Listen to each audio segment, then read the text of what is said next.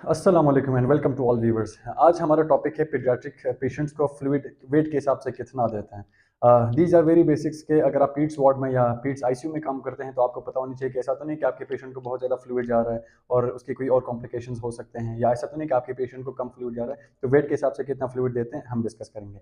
तो कल हमने डिस्कस किया था न्यूनेट्स को हम फ्लूइड कौन कौन से फ्लूइड देते हैं और वेट के हिसाब से कितना देते हैं, वो प्रीवियस वीडियो में अवेलेबल है। अगर आपने नहीं देखा तो आप चैनल विजिट करेंगे तो दूसरी वीडियो में प्रीवियस वीडियो में आप उसको देख सकते हैं। तो आते हैं फार्मूला की तरफ। अच्छा, हमारे पास दो फार्मूला यूज होते हैं। एक फार्मूला जो है ये फ्लूइड पर डे के हिसाब से काउंट करके कैलकुलेट करके हम इसको यूज करते हैं। दूसरा जो फार्मूला है ये पर आवर के हिसाब से हम इसको कैलकुलेट करते हैं। पहले फार्मूले को डिस्कस करते हैं कि लेट सपोज मेरे पास अगर एक पेशेंट है जिसका वेट जो है ना 25 केजी है। इस 25 केजी के पेशेंट को मैं कितना फ्लूइड दूंगा। अब ये फार्मूला ये बताता है कि 1 से लेके 10 केजी का जो वेट है उसके लिए आप 100 ml पर डे के हिसाब से आप उसको देंगे। ठीक है, 100 ml पर डे। तो मैं क्या करूंगा, क्योंकि 25 केजी का पेशेंट है तो मैं 10 मल्टीप्लाई बाय 100, तो ये 1000 हो गया मेरे पास। अब 11 केजी से लेके 20 केजी का जो है उसको आप मल्टीप्लाई बाय 50 करेंगे तो अगेन ये 10 मल्टीप्लाई बाय 50, तो ये 500 आ गया मेरे पास। अब क्योंकि पेशेंट का वेट कितना है 25 केजी है, अब 21 केजी से जितना भी वेट होगा 25 केजी, 30 केजी, 35 केजी, 40 केजी जितना भी होगा तो उसको मैं मल्टीप्लाई बाय 20 करूंगा। तो ये बाकी मेरे पास कितना बचा इस पेशेंट का, अगर मैं एग्जांपल ले लूं 10 20 हो गया और यहाँ पे मेरे पास 5 केजी बच रहा है। 5 मल्टीप्लाई बाय 20 करूंगा तो ये 100 हो गया। तो 1000 प्लस 500 1500 हो गया एंड प्लस 100 1600 हो गया।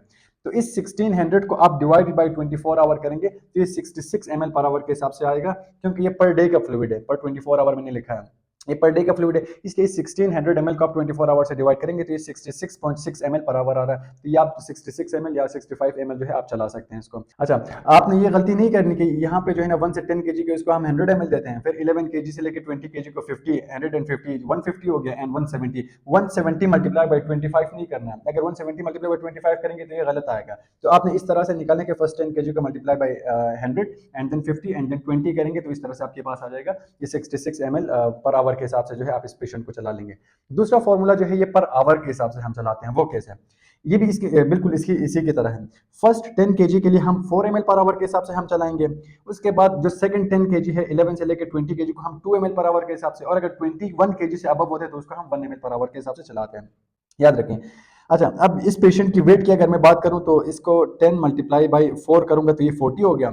अब बाकी का जो 10 केजी है 10 मल्टीप्लाई बाई 2 करूंगा तो ये 20 हो गया, और यहाँ पे पीछे कितना बचा 5 केजी, तो 5 मल्टीप्लाई बाई 1 करूंगा तो ये 5 हो गया। 40 प्लस 20 60 हो गया एंड प्लस 5 65 हो गया। तो ये 65 ml पर आवर के हिसाब से जो है आप इस पेशेंट को चला सकते हैं। तो इसको याद करने का सिंपल तरीका ये कि फर्स्ट 10 केजी को 4, फिर 4 का हाफ कर लें 2 हो जाएगा, फिर 2 का हाफ कर लें 1 हो जाएगा। तो इस तरह से भी ये याद करने में आसानी है। तो इसी तरह इसमें भी ये है कि 100 ml 100 का हाफ करेंगे 50 और उसके बाद 20, इस तरह से भी दोनों फार्मूला में यूजुअली जो ज्यादातर मैंने देखा है कि जो कंसल्टेंट वगैरह यूज करते हैं तो ये 100 ml वाले फार्मूले को इसको यूज करते हैं।